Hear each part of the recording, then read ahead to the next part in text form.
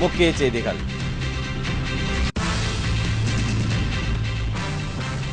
தமிழகத்தின் புதிய சட்டசபை ஆளுநர் உரையுடன் இன்று தொடங்குகிறது. புதிய அறிவிப்புகள் வெளியாக வாய்ப்பு.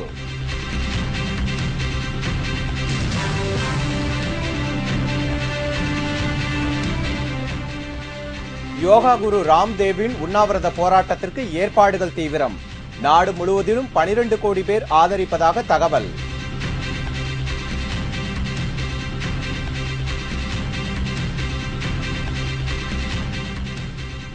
நாடெங்கும் குறைந்த செலவிலான வீடுகள் கட்டும் திட்டம் மத்திய அரசு அனுமதி.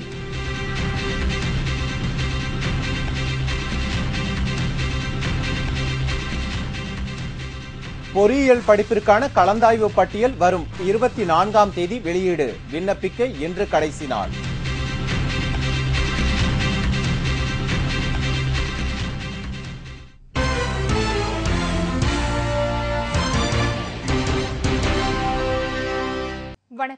வணக்கம்.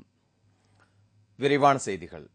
முதல்வர் செல்வி ஜெயலலிதா தலைமையில் புதிய அரசு பதவியேற்ற பின் தமிழக சட்டப்பேரவை கூட்டத்தொடர் முதல் முறையாக ஆளுநர் சுர்ஜித் சிங் பர்னாலாவின் உரையுடன் இன்று தொடங்குகிறது. திமுக ஆட்சியில் கட்டப்பட்ட புதிய சட்டமன்ற கட்டிடம் குறித்த அரசின் முடிவு ஆளுநர் உரையில் இடம்பெறுகிறது. இதை தவிர அதிமுகவின் தேர்தல் வாக்குறுதிகளான இலவச மிக்சி, கிரைண்டர், மின் விசிறி ஆகியவற்றை வழங்குவது குறித்தும் ஆளுநர் உரையில் அறிவிப்பு வெளியாகும் என்று தெரிகிறது. மின்சாரம், சாயப்பட்டறை, பள்ளி மாணவ மாணவியருக்கு இலவச லேப்டாப் வழங்குவது ஆகியவை குறித்தும் ஆளுநர் உரையில் அறிவிப்பு வெளியாகும் என்றும் கூறப்படுகிறது. ஆளுநர் உரையின் மீதான விவாதம் அடுத்த வாரம் நடைபெறவுள்ளது. இதனிடையே புதுவையில் ரங்கசாமி தலைமையிலான புதிய அரசு பதவியேற்ற பின் முதன்முறையாக புதுச்சேரி சட்டப்பேரவை இன்று கூடுகிறது. அதில் புதிதாக தேர்ந்தெடுக்கப்பட்ட உறுப்பினர்களுக்கு சபாநாயகர் தியாகராஜன் பதவி பிரமாணம் செய்து வைக்க உள்ளார். அதன்பின் கூட்டத்தொடர் ஒத்திவைக்கப்பட உள்ளது. கருப்பு பணத்துக்கு எதிராக யோகா குரு பாபா ராம்தேவ் நாளை தொடங்க இருக்கும் காலவரையற்ற உண்ணாவிரத போராட்டத்திற்கான ஆயத்த பணிகள் தீவிரமாக நடைபெற்று வருகிறது. மத்திய அரசின் ஊழல் போக்கை கண்டித்தும் ஊழலை அடியோடு அகற்ற வேண்டும் என்றும் சமூக சேவகர் அண்ணா ஹசாரே சமீபத்தில் உண்ணாவிரதம் இருந்தது நினைவிருக்கலாம். அதேபோன்று மத்திய கூட்டணி அரசில் உள்ள தலைவர்கள் அதிகாரத்தை தவறாக பயன்படுத்தி லஞ்ச ஊழலில் ஈடுபட்டு சொத்து சேர்ப்பதை ஒழிக்க வேண்டும் என்றும் அவர்களிடம் உள்ள கருப்பு பணத்தை கண்டுபிடித்து நடவடிக்கை எடுக்க வேண்டும் என்றும் யோகா குரு பாபா ராம்தேவ் வலியுறுத்தி வருகிறார். இதற்காக அவர் நாளை முதல் சாகும் வரை உண்ணாவிரதம் தொடங்க உள்ளார். அதற்கான ஆயத்த பணிகள் தீவிரமாக நடந்து வருகிறது.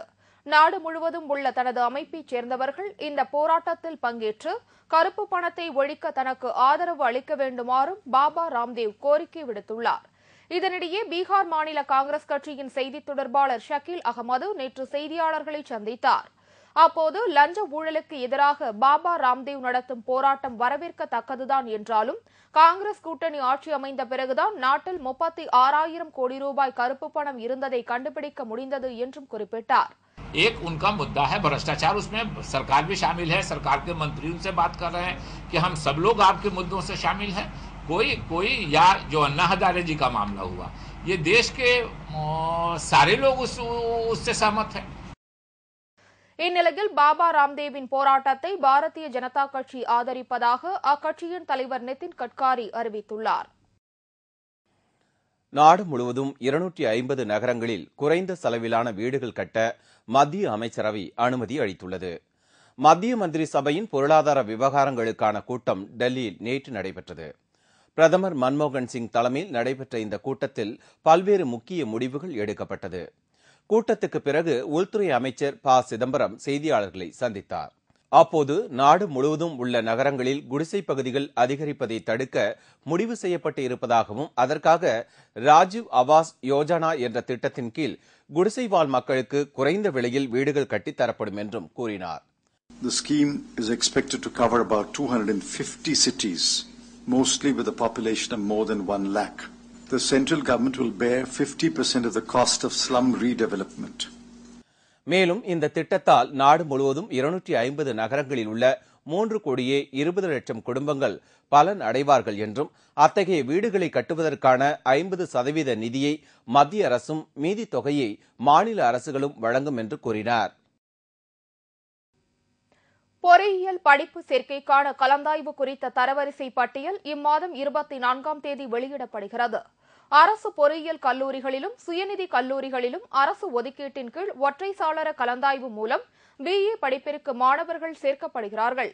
இதற்காக 1,70,000 விண்ணப்பங்கள் விநியோகிக்கப்பட்டதில் இதுவரை 89,000 விண்ணப்பங்கள் பூர்த்தி செய்யப்பட்டு சமர்ப்பிக்கப்பட்டுள்ளன. விண்ணப்பங்களை சமர்ப்பிக்க இன்று கடைசி நாள். அதற்கான கலந்தாய்வு ஜூலை முதல் வாரம் தொடங்குகிறது. ஜூன் 24ஆம் தேதி தரவரிசை பட்டியல் வெளியிடப்படுகிறது. தனது 88வது பிறந்த நாளையொட்டி திமுக தலைவர் கருணாநிதி திகார் சிறையில் உள்ள கனிமொழியை சந்திக்க இன்று டெல்லி பயணமாகிறார். திமுக தலைவர் கருணாநிதி இன்று தனது 88வது பிறந்த நாளை கொண்டாடுகிறார். இதுகுறித்து அவர் வெளியிட்டுள்ள அறிக்கையில், தனது 88வது பிறந்த நாளையொட்டி ஏற்கனவே அறிவிக்கப்பட்டபடி அண்ணா, பெரியார் ஆகியோர் நினைவிடத்தில் மலர் வளையம் வைக்கும் நிகழ்ச்சிகளை தவிர வேறு எந்த நிகழ்ச்சிகளிலும் கலந்து கொள்ளும் மனநிலையில் தான் இல்லை என்று கூறியுள்ளார். மேலும் தனது பிறந்த நாளில் மகள் கனிமொழி தன்னுடன் இல்லாததால் வருத்தம் அடைந்துள்ள கருணாநிதி அவருடன் பிறந்தநாள் விழாவை கொண்டாட திட்டமிட்டுள்ளார். அதற்காக இன்று அவர் டெல்லி பயணமாகிறார். இதனிடையே சிறையில் இருக்கும் கனிமொழி தொடர்ந்து உறுதி குலையாத மனநிலையுடன் காணப்படுவதாகவும் அந்த சிறையில் உள்ள 475 பெண் கைதிகளுடனும் அவர் நட்புடன் பழகி வருவதாகவும் கூறப்படுகிறது. நிலம் கையகப்படுத்துதல் சட்டத்தை மாநில அரசுகள் தவறுதலாக பயன்படுத்தக்கூடாது என்று ராஷ்டிரிய லோக்தள் தலைவர் அஜித் சிங் தெரிவித்துள்ளார். உத்தரப்பிரதேச மாநிலம் கிரேட்டர் நொய்டா பகுதியில் கடந்த சில தினங்களுக்கு முன் விவசாய நிலங்களை சாலைகள் அமைப்பதற்காக அந்த மாநில அரசு கையகப்படுத்தியது. இந்நிலையில் விவசாயிகள் தங்களது நிலங்களுக்கு கூடுதல் இழப்பீட்டுத் தொகை வழங்க வேண்டும் என்று போராட்டம் நடத்தியதால் இப்பிரச்சினை பெருமளவில் உருவெடுத்தது. அதனைத் தொடர்ந்து நிலம் கையகப்படுத்துதல் குறித்து சட்டம் இயற்றுவது குறித்து மத்திய அரசின் தேசிய ஆலோசனை கமிட்டி கூடி பரிசீலித்தது. இந்நிலையில் நேற்று உத்தரப்பிரதேச முதல்வர் மாயாவதி நிலம் கையகப்படுத்துதல் குறித்து புதிய சட்டம் ஒன்றை இயற்றினார். மேலும் தனியார் அமைப்புகளுக்காக நிலம் கையகப்படுத்தும் முயற்சியில் உத்தரப்பிரதேச அரசு இனி ஈடுபடாது என்றும் மாயாவதி உறுதியளித்தார். இதனிடையே கிரேட்டர் நொய்டாவில் நடைபெற்ற விவசாயிகள் பேரணியில் பங்கேற்ற ராஷ்டிரிய லோக்தள் தலைவர் அஜித் சிங் நிலம் கையகப்படுத்துதல் குறித்த புதிய சட்டம் கொண்டு வந்த மாயாவதிக்கு நன்றி தெரிவிப்பதாக கூறினார். மேலும் நொய்டா விவசாயிகளின் சூழ்நிலையை அறிந்து மாயாவதி செயல்பட்டுள்ளார் என்று கூறிய அஜித் சிங் இந்த சட்டத்தை தவறுதலாக பயன்படுத்துவது தடுக்கப்பட வேண்டும் என்றும் அப்போது குறிப்பிட்டார். तो इसलिए आज का मकसद ये था कि गोष्ठी करके एक हमने भी प्राइवेट मेंबर्स बिल पेश किया था, उसको प्रेसिडेंट की इजाज़त मिल गई है और अगले सत्र में हम भी उसको पेश कर सकते हैं अगर सरकार नहीं करेगी तो. அடுத்த 24 மணி நேரத்தில் தமிழகம் மற்றும் புதுச்சேரியின் ஒரு சில இடங்களில் மழை பெய்யும் என சென்னை வானிலை ஆய்வு மையம் அறிவித்துள்ளது. கடந்த மாதம் தமிழகத்தை தாக்கி வந்த அக்னி வெயில் முடிவடைந்ததை அடுத்து வெப்பச்சலனம் காரணமாக சென்னை உள்ளிட்ட இடங்களில் திடீர் மழை ஏற்பட்டது. அதைத் தொடர்ந்து தமிழகத்தின் பல்வேறு இடங்களில் கடந்த 2 நாட்களாக மழை பெய்து வருகிறது. திண்டுக்கல் மாவட்டம் ஒட்டன்சத்திரம் பகுதியில் கனமழை கொட்டியதால் பரப்பலாறு அணை மற்றும் தங்காஞ்சி ஆறு ஆகியவற்றில் நீர்மட்டம் அதிகரித்துள்ளது. இதனால் அப்பகுதி விவசாயிகள் பெரும் மகிழ்ச்சி அடைந்துள்ளனர். இதனிடையே அடுத்த 24 மணி நேரத்தில் தமிழகம் மற்றும் புதுச்சேரியின் ஒரு சில இடங்களில் வெப்பச்சலனத்தின் காரணமாக மழை பெய்யும் என சென்னை வானிலை ஆய்வு மையம் அறிவித்துள்ளது. தென்மேற்கு பருவமழை பொறுத்தவரை கேரளா பகுதியில் நல்ல மழை பெய்யும் பொழுது அதை ஒட்டிய மேற்கு தொடர்ச்சி மலையை ஒட்டிய மாவட்டங்களில் நல்ல மழை வரும். தமிழகத்தை பொறுத்தவரை ஏனைய பகுதிகளில் வெப்பச்சலனத்தின் மூலமே நாம் மழை எதிர்பார்க்கலாம். தமிழகத்தை பொறுத்தவரை கடந்த 24 மணி நேரத்தில் அநேக இடங்களில் மழை பெய்துள்ளது. வரும் 24 மணி நேரத்தை பொறுத்தவரை தமிழகம் மற்றும் புதுச்சேரியில் ஒரு சில இடங்களில் இடியுடன் மழையை நாம் எதிர்பார்க்கலாம். இதனிடையே கடந்த 24 மணி நேரத்தில் அதிக அளவாக நீலகிரி மாவட்டம் தேவளாவில் 20 சென்டிமீட்டரும், கூடலூரில் 11 சென்டிமீட்டரும், பேச்சிப்பாறையில் 9 சென்டிமீட்டரும் மழை பதிவாகியுள்ளது. இதனிடையே கேரளாவில் தென்மேற்கு பருவமழை ஆரம்பமாகியுள்ளதால் தமிழகம் கேரள எல்லைப்பகுதியில் அடிக்கடி மழை பெய்யக்கூடும் என்று கூறப்படுகிறது. குடியரசுத் தலைவர் நிராகரித்த தேவேந்தர் பால்சிங்கின் கருணை மனுவை மறு ஆய்வு செய்ய வேண்டும் என்று சோனியா காந்தியிடம் சீக்கிய தலைவர்கள் வேண்டுகோள் விடுத்துள்ளனர். கடந்த 2001ஆம் ஆண்டு காலிஸ்தான் விடுதலை இயக்கம் நிகழ்த்திய கார் குண்டுவெடிப்பு சம்பவத்தில் 12 பேர் கொல்லப்பட்டனர், 29 பேர் படுகாயமடைந்தனர். அந்த வழக்கில் தேவேந்தர் பால்சிங் என்பவர் கைது செய்யப்பட்டு அவருக்கு தூக்கு தண்டனையும் வழங்கப்பட்டிருந்தது. இந்நிலையில் அவரது சார்பில் குடியரசுத் தலைவருக்கு கருணை மனு அனுப்பப்பட்டது.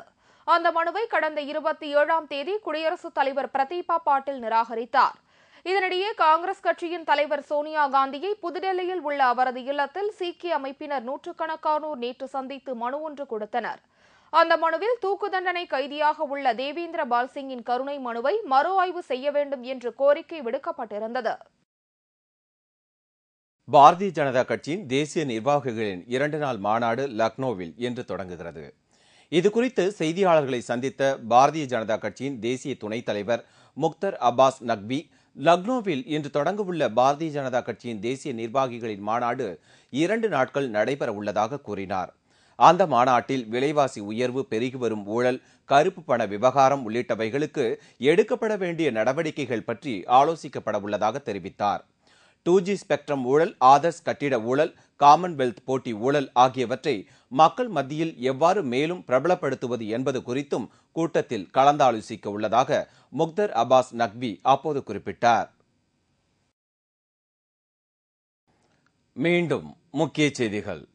முதல்வர் செல்வி ஜெயலலிதா தலைமையில் புதிய அரசு பதவியேற்ற பின் தமிழக சட்டப்பேரவை கூட்டத்தொடர் முதல் முறையாக ஆளுநர் சுர்ஜித் சிங் பர்னாலாவின் உரையுடன் இன்று தொடங்குகிறது. கருப்பு பணத்திற்கு எதிராக யோகா குருபாபா ராம்தேவ் நாளை தொடங்க இருக்கும் காலவரையற்ற உண்ணாவிரத போராட்டத்திற்கான ஆயத்த பணிகள் தீவிரமாக நடைபெற்று வருகிறது. நாடு முழுவதும் 250 நகரங்களில் குறைந்த செலவிலான வீடுகள் கட்ட மத்திய அமைச்சரவை அனுமதி அளித்துள்ளது. பொறியியல் படிப்பு சேர்க்கைக்கான கலந்தாய்வு குறித்த தரவரிசை பட்டியல் இம்மாதம் 24ஆம் தேதி வெளியிடப்படுகிறது. இத்துடன் செய்திகள் நிறைவடைந்தன. மீண்டும் செய்திகள் பிற்பகல் 1 மணிக்கு. உங்கள் பிரச்சனைகளுக்கு உடனடி தீர்வு காண 300134 600 என்ற கேப்டன் டிவியின் தொலைபேசி எண்ணுக்கு தொடர்பு கொள்ளுங்கள். வணக்கம். வணக்கம்.